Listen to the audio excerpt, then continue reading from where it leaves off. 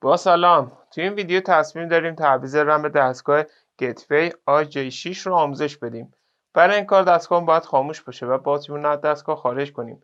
در صورتی که باتری رو دستگاه باشه، برق داخل مادربردمون وجود داره و ممکنه به دستگاه آسیب برسونه. خب برای این کار دستگاه رو برمیگردونیم. ابتدا باتری رو از دستگاه خارج میکنیم به این صورت. ما در این قسمت قرار داره که شروع میکنیم به باز کردن درب قاب کف دستگاه.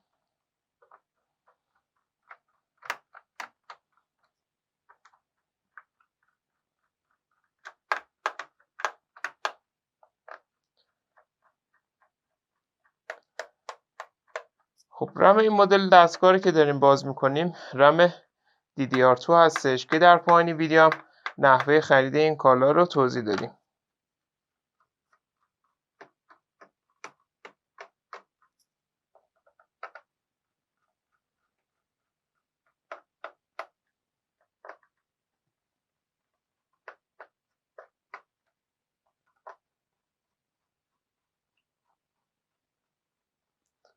خب بعد باز کردن پیچا درب قاب رو باز میکنیم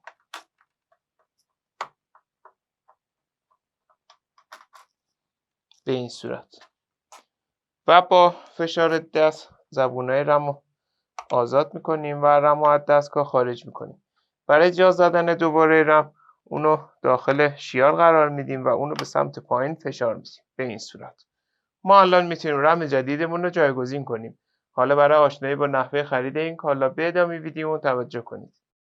برای خرید این کالا میتونید به آدرس www.iranfso.com مراجعه کنید و یا عبارت کامپیوتر افق رو به صورت فارسی در مرورگرتون جستجو کنید. بعد این کالا رو خریداری کنید.